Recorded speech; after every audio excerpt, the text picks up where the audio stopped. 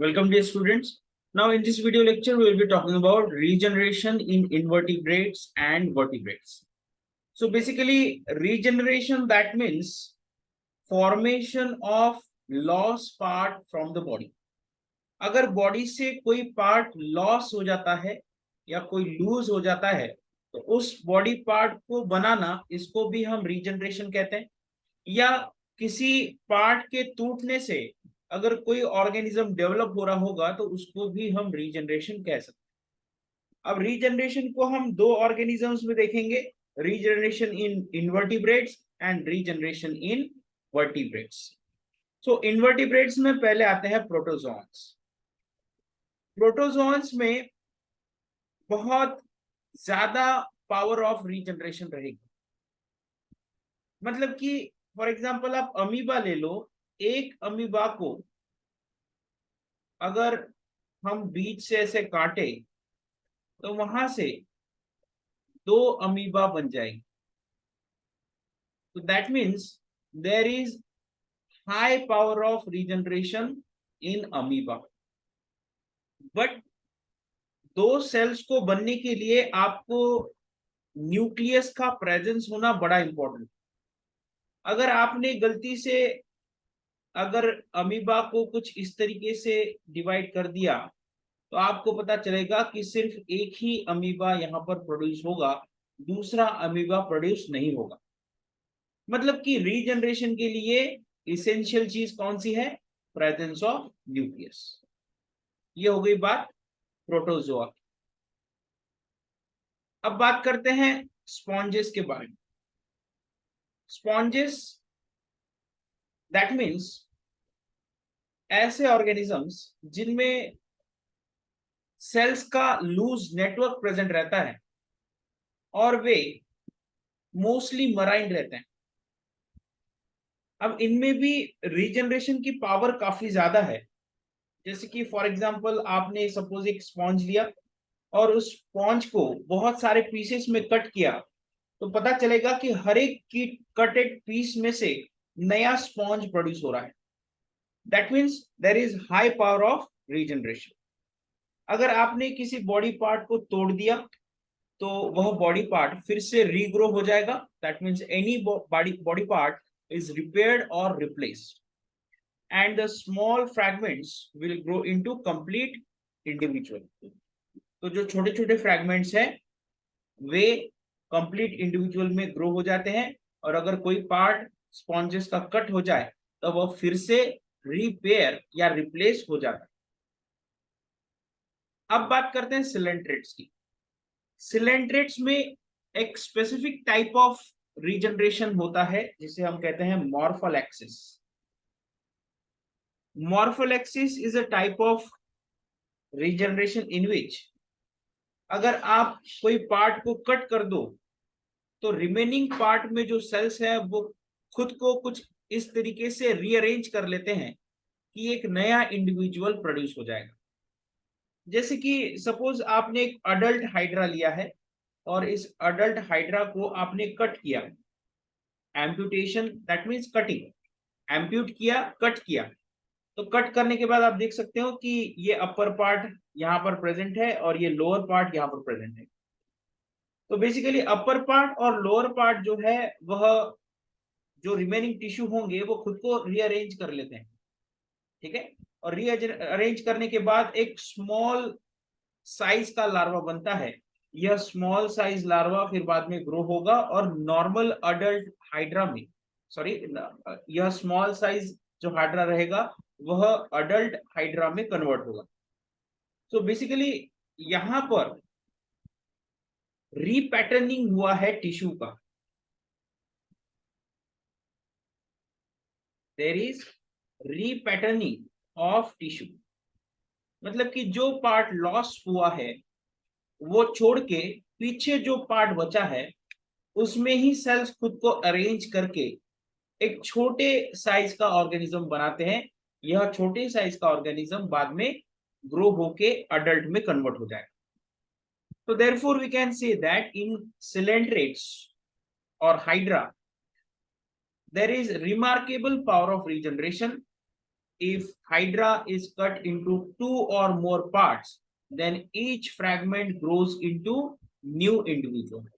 अगर हाइड्रा को आप तोड़ देते हो एक और एक से ज्यादा पार्ट में, तो हर एक फ्रैगमेंट से एक नया इंडिविजुअल बनेगा, लेकिन वह नया इंडिविजुअल स्मॉल साइज का होगा, जो आगे जाकर फिर ग्रोथ होके अडल्ट हाइड्रा में कन्वर्ट होगा। देन अब आगे बात करते हैं हम फ्लैटवर्म्स के बारे में। इन फ्लैटवर्म्स में भी रिमार्केबल टाइप ऑफ रीजनरेशन देखने को मिलेगा, और इसका एग्जांपल हम लेंगे प्लानारी। तो in front of you is planaria, it is a flatworm. Planaria के अंदर आपने 2 जगह कट किया है, यहां पर और यहां पर, जिससे कि आपके पास 3 पार्ट्स बने हैं, part number 1, part number 2 and part number 3। तो यहां पर पार्ट नंबर 1, 2 एंड 3 शो किया गया है। Now at this area there are certain stem cells known as neoblast cells। यहां पर हम शो कर रहे हैं ब्लू कलर से, right. These are neoblast cells. तो जो न्यूब्लास्ट सेल्स प्रेजेंट है वे रिमेनिंग पार्ट को प्रोड्यूस करते हैं। अब यहाँ पर के जो न्यूब्लास्ट सेल रहेंगे वो अपर पार्ट को प्रोड्यूस करेंगे, और यहाँ के न्यूब्लास्ट सेल्स जो है वे लोअर पार्ट को प्रोड्यूस करेंगे। और इस कट में जो न्यूब्लास्ट सेल रहेंगे वे अपर पार्ट को प्रोड्यूस करेंगे। So there is presence of some certain stem cells called as neoblast cells. These neoblast cells have ability to form lost part. जो पार्ट लॉस हुआ है उसको प्रोड्यूस करने की एबिलिटी किसमें रहती है? न्यूब्लास्ट स्टेम सेल में। इसीलिए फ्लैटवर्म्स में स्टेम सेल मेडिएटेड रीजनरेशन देखने को मिलेगा, right. Then talking about nematodes or Aschelminthus roundworms, they're having poor power of regeneration। अगर सुपरफिशियली उन्हें कोई डैमेज हो जाता है तो जो सुपरफिशियल वुंड्स है उनका हीलिंग हो सकता है, लेकिन बड़े तौर पर अगर डैमेज हो जाए तो निमेटोड्स रीजनरेशन परफॉर्म नहीं कर सकते। निमेटोड्स के बाद आते हैं एनालिड्स। तो एनालिड्स में भी पावर ऑफ रीजनरेशन काफी कम है। अगर आपने ऑर्गेनिज्म को, एनालिड को 2 हिस्सों में बांट दिया तो ऐसा हो सकता है कि शायद एक जो लॉस पार्ट है वह बन जाए, लेकिन ये लॉस पार्ट अगर ज्यादा बड़े लेवल का होगा तो रीजनरेशन करना नियरली इम्पॉसिबल है। अगर आप एनालिड्स की बॉडी में से 4 से 5 सेगमेंट का डैमेज करवाते हो तो 4 से 5 सेगमेंट्स एनालिड्स में बन सकते हैं, ठीक है। अर्थवर्म के 4 से 5 सेगमेंट अगर आप कट कर दो तो हो सकता है कि वहां पर रीजनरेशन हो, but more than that regeneration possible नहीं। Then talking about arthropods, now there are certain arthropods like insects, crabs, lobsters and spiders जो कि अपने lost appendages को प्रोड्यूस कर सकते हैं, मोस्टली अपने लॉस्ट लेग्स को वे प्रोड्यूस कर सकते हैं, राइट। और आर्थ्रोपोड्स की खासियत यह है कि इनके जो यंगर वर्जन्स रहते हैं, राइट, वे अडल्ट से ज्यादा रीजनरेशन फास्ट तरीके से प्रोड्यूस करते हैं, मतलब कि परफॉर्म करते हैं। मतलब कि जो लार्वा होंगे, right, larva and immature adults, तो larva and immature adults of arthropods will perform regeneration on higher level as compared to the mature adults. Then talking about mollusks, that means the phylum of snakes. So mollusc में low power of regeneration देखने को मिलेगी। हालांकि जो gastropods रहते हैं, मतलब कि जो स्नेल्स रहती है, तो स्नेल्स में अगर आईज या टेंटेकल्स या हेड या फुट का कुछ पार्ट अगर लॉस हो जाए तो वह फिर से रीग्रो हो सकता है, राइट, मेजॉरिटी, राइट, ओके, ये पॉइंट यहाँ पर नहीं आना चाहिए। Then talking about the echinoderms, echinoderms बोल दिया तो आपके दिमाग में क्या आना चाहिए? स्टारफिश आना चाहिए, राइट।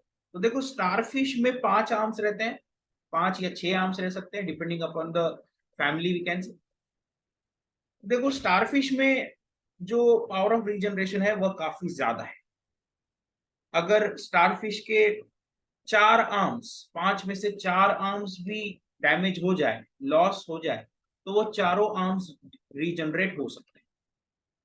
अब कुछ इकानोडर्म्स में कुछ ऐसे ऑर्गेनिजम्स आते हैं जिनको हम सी कुकुम्बर कहेंगे, राइट। दीज सी कुकुम्बर्स जो कि कुछ ऐसे दिखते हैं, सी cucumbers, these sea cucumbers, they on feeling the damage, मतलब कि जब सी कुकुम्बर को ऐसा लगता है कि उसको डैमेज पहुंचने वाला है, राइट, तो उस समय वह अपने माउथ से अपने इंटेस्टाइन को बाहर निकाल देता है, राइट, अपने विसरल ऑर्गन को बाहर निकलता है, लंग्स को भी बाहर निकाल सकता है। तो सेल्फ डिफेंस के लिए वह ये मूवमेंट परफॉर्म करता है जिसमें अपने माउथ के अंदर से जो वी कैन से अपना इनर विसरा रहेगा, मोस्टली उसके जो इंटेस्टाइन रहते हैं वो बाहर निकाल देते हैं। तो वो जो बाहर निकला हुआ इंटेस्टाइन है वो बाद में निकल जाता है बॉडी के बाहर और कट होके बॉडी से दूर चला जाता है। फिर बाद में यह सी कुकुम्बर फिर से एक नया डाइजेस्ट सिस्टम प्रोड्यूस करेगा, ये डाइजेस्ट सिस्टम का पार्ट प्रोड्यूस करेगा, right. Then now talking about regeneration in vertebrates. देखो वर्टिब्रेट्स में रीजनरेशन आपको एम्फीबियंस में ज्यादा देखने को मिलेगा। अगर हम फिश की बात करें तो there are certain larvas of lamprey जो अपने लॉस्ट टेल को रीजनरेट कर सकते हैं। Lampreys that means we are talking about petromyzon, right, petromyzon अपने एमोसिटस लार्वा को,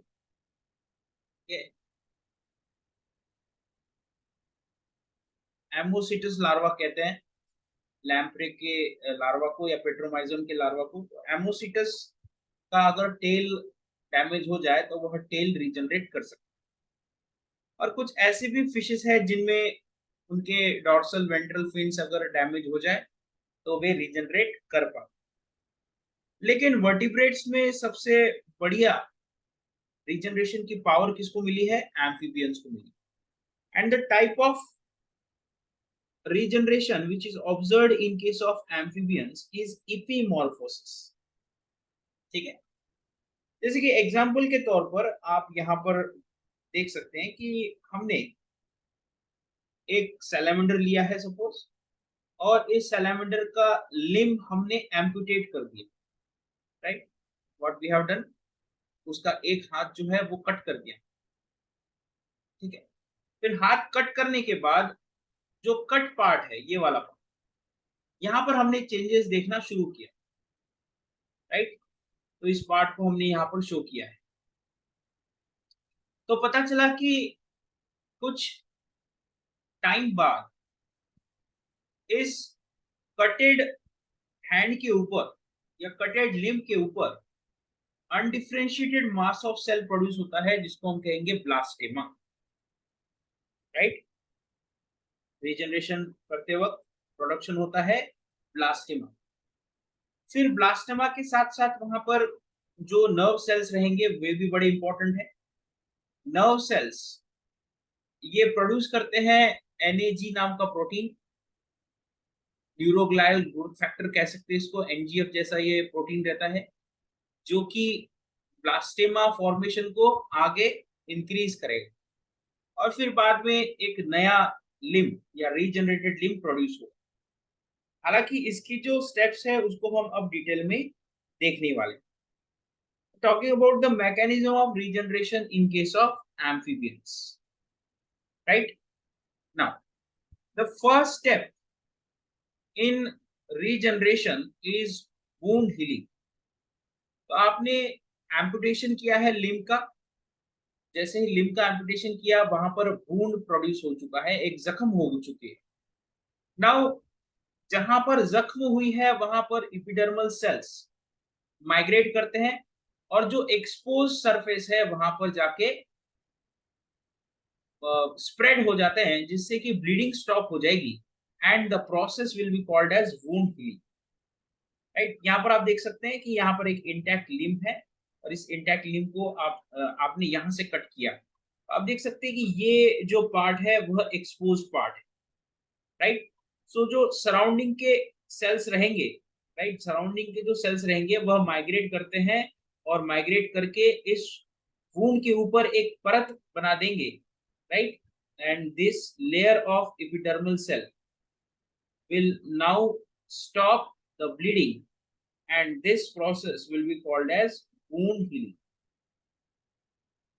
right? This process will be called as wound healing. तो एम्पुटेशन के बाद जब एपिडर्मल सेल जाके कवर कर लेते हैं एक्सपोज्ड एरिया को, then that step will be called as wound healing. Now this layer of epidermis proliferate to form apical ectodermal cap. Now this is very much important part for regeneration which is apical ectodermal cap. तो आप देख सकते हैं कि ऊपर ये जो आपको कवरिंग दिख रही है, कैप जैसा स्ट्रक्चर दिख रहा है, that is nothing but apical cap और apical ectodermal cap. यह apical ectodermal cap blue colour के एरिया में जो कि अनडिफरेंशिएटेड मास ऑफ सेल है वहां पर कंटिन्यूअसली सिग्नल प्रोड्यूस करता है, जिसकी वजह से यहाँ के सेल मल्टीप्लाई होते रहते हैं और मल्टीप्लाई होते होते फिर बाद में जो लिम्ब है उसका डेवलपमेंट करवाते हैं। तो फिलहाल के लिए यूजी के लेवल पर आप इतना याद रखो कि जो अपाइकल सेल है, अपाइकल एंडोडर्मल एक्टोडर्मल जो सेल रहेंगे या कैप रहेगी, वो कुछ ऐसे फैक्टर्स प्रोड्यूस करता है, it produces proteins that induce multiplication of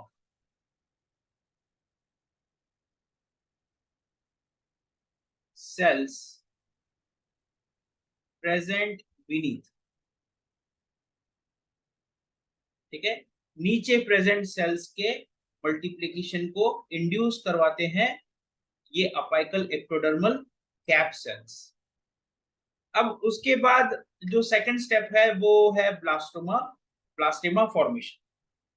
देखो, अगर आप इस एरिया को ध्यान से देखो तो बेसिकली इस एरिया में आपको कई तरीके के सेल्स देखने को मिलेंगे। आपको बोन सेल्स देखने को मिलेंगे लिम्ब के अंदर, देन मसल सेल्स देखने को मिलेंगे, राइट? उसके बाद कार्टिलेज सेल्स भी देखने को मिलेंगे।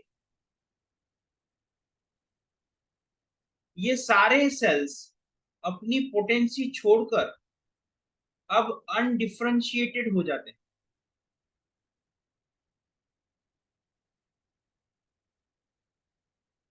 राइट? अगर ये अनडिफरेंशिएटेड हो जाएंगे सेल तो इनकी पोटेंसी इंक्रीज हो जाएगी, यूनिपोटेंट से वे मल्टीपोटेंट हो चुके हैं, राइट? तो अब यहाँ पर जो bone cell, muscle cell, cartilage cell है वे अनडिफरेंशिएटेड फेट ले चुके हैं, जिसकी वजह से एक ब्लू कलर का एरिया बना है and that blue colour area is nothing but blastema, right? So second step will be blastema formation. पहली स्टेप क्या है? Wound healing. दूसरी स्टेप क्या है? Blastema formation. अब देखो, जो अपाइकल कैप बना है और ब्लास्टेमा बना है वह एक दूसरे को सिग्नल करता है। ये चीज आपने याद रखी कि जो ब्लास्टेमा है वह अपाइकल कैप को सिग्नल करता है, बदले में अपाइकल कैप ब्लास्टेमा को सिग्नल करता है। जो सिग्नल ब्लास्टेमा से अपाइकल कैप की तरफ जा रहा है वह अपाइकल कैप को मेंटेन करता है through out the limb generation. और अपाइकल कैप से जो सिग्नल आ रहा है इन द ब्लास्टेमा, तो ब्लास्टेमा को वह अनडिफरेंशिएट कंडीशंस में रख रहा है, जिससे कि वहां के सेल्स ज्यादा से ज्यादा मल्टीप्लाई हो। तो ज्यादा से ज्यादा मल्टीप्लाई होंगे तो ग्रोथ होगी उस एरिया की, और अगर उस एरिया की ग्रोथ होगी तो हम कहेंगे कि हैंड जो है वो नॉर्मल साइज अटेन करने की तरफ चला जाए। इन शॉर्ट हम कहेंगे कि जो ब्लास्टेमा है वह प्रोलिफरेट हो रही, blastema cells are undergoing proliferation, right. So basically proliferation होने के लिए पहले रीडिफरेंशिएट होना पड़ता है। हमने कहा था कि जो बोन सेल्स, कार्टिलेज सेल्स हैं और मसल सेल्स हैं वह रीडिफरेंशिएट हुए हैं, मतलब कि अपना जो we can say cell fate है वह छोड़ दिया है, राइट। सो रीडिफरेंशिएशन होने के बाद ब्लास्टेमा सेल जो है वो कंटिन्यूसली डिवाइड होते हैं, और डिवाइड होने के बाद वे पैटर्निंग करते हैं खुद को। पैटर्निंग मतलब कि खुद को अरेंज कर लेते हैं, और खुद को अरेंज कुछ इस तरीके से कर रहे हैं कि वे पोजीशन के अकॉर्डिंग थ्री डायमेंशनल स्पेस में अरेंज हो जाएंगे। मतलब कि डॉर्सल वेंट्रल एक्सिस के अकॉर्डिंग, एंटीरियर पोस्टीरियर एक्सिस के अकॉर्डिंग, प्रॉक्सिमल डिस्टल एक्सिस के अकॉर्डिंग, सारी चीजों को देखकर वे सेल अरेंज हो जाएंगे, ठीक है। और फिर बाद में वो जो सेल है वह लिम्ब का एक एक पार्ट, डिफरेंट डिफरेंट स्ट्रक्चर्स जो है वह प्रोड्यूस करेंगे, राइट। अब जो लिम्ब के एजेस होंगे वे आगे जाकर फिंगर में कन्वर्ट होने वाले, राइट। ये जो एजेस होंगी वे आगे जाकर फिंगर में कन्वर्ट होने वाले। तो आप देख सकते हैं कि जो एज रहेंगे that will grow out into a new digit. अब आगे जाकर जो पार्ट बना है उसको ब्लड सप्लाई होगा, नर्व सप्लाई होगा, जिससे आगे जाकर वह लिम्ब और ज्यादा ग्रो होगा, और ज्यादा ग्रो होने के बाद जो नॉर्मल लिम्ब रहेगा उसकी साइज अटेन कर लेगा, right. So basically this type of regeneration is nothing but the epimorphosis visit. Amphibians में हमने क्या देखा? Epimorphosis देखा, right? Then now talking about reptiles. देखो reptiles के पास मोस्टली अपनी लॉस्ट टेल को रीजनरेट करने की एबिलिटी रहती है। जैसे कि आप देख सकते हो ये हमारी वॉल लिजार्ड है। This wall lizard is able to regenerate the lost tail। अब होता क्या है कि जब वॉल लिजार्ड के पीछे उसका प्रेडेटर लग जाए तो वॉल लिजार्ड खुद से ही अपना कुछ पार्ट, पूंछ का जो हिस्सा है वह तोड़ के फेंक देती है, जिसकी वजह से प्रेडेटर का ध्यान भटक जाता है और उसे खाने को मिल जाता है, लेकिन बदले में लिजार्ड की जान बच जाती है। लिजार्ड की बॉडी का पार्ट टूट गया वो तो सही बात है, लेकिन उसकी जान बच गई। तो हम कहेंगे कि प्रिडेशन से बचने की वन ऑफ द स्ट्रेटेजी है ये, जो वॉल लिजार्ड ने यहाँ पर अप्लाई की। Now talking about birds. देखो बर्ड्स में ज्यादा से ज्यादा बीक का रीजनरेशन होता है। अगर आपने सुना होगा about the American eagle, American bald eagle.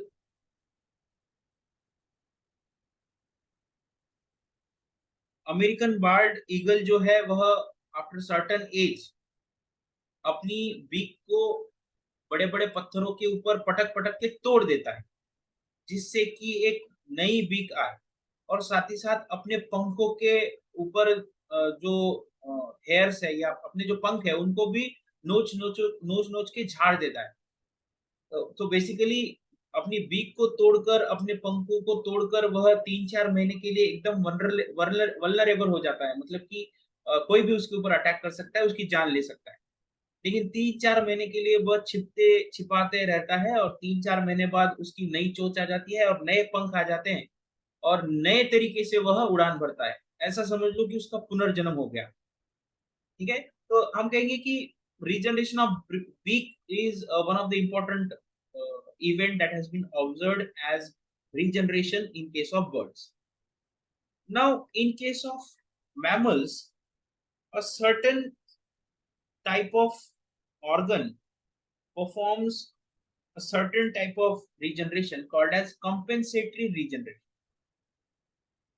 Mammals के केस में एक्सटर्नल पार्ट्स को रीग्रो नहीं किया जा सकता। अगर आपका लिम्ब टूट गया, if your limb has been cut down, you cannot grow the new limb, right? But some internal organs जैसे कि liver, right? some internal organ जैसे कि लीवर परफॉर्म करता है कंपेंसेटरी रीजनरेशन। ये लीवर हमारे सामने है। इस लीवर के हमने दो हिस्से किए। हमने फ्रंट वाला हिस्सा जैसे का वैसा रखा और ये वाला जो हिस्सा है उसको कट कर दिया, ठीक है। और इसके एग्जैक्टली उल्टा हमने क्या किया, जो बैक वाला हिस्सा है वो अच्छा रखा और फ्रंट वाला हिस्सा गायब कर दिया। तो पता चला कि दोनों भी केस में लीवर रीजनरेट हो गई। इस एरिया ने पीछे वाला पार्ट प्रोड्यूस कर दिया, इस एरिया ने सामने वाला पार्ट प्रोड्यूस कर दिया। तो हम कहेंगे कि जो कंपेंसेटरी रीजनरेशन प्रोसेस है इसमें differentiated liver cells mitosis perform करते हैं और माइटोसिस परफॉर्म करने के बाद वे नॉर्मल लीवर का पार्ट बनाते हैं या जो पार्ट लॉस हुआ है वह पार्ट बना देंगे, राइट। देखो डिफरेंशिएटेड सेल यहाँ पर माइटोसिस परफॉर्म कर रहे हैं और कंपेंसेट कर रहे हैं loss. That is called as compensatory regeneration, right. So that was all about the regeneration.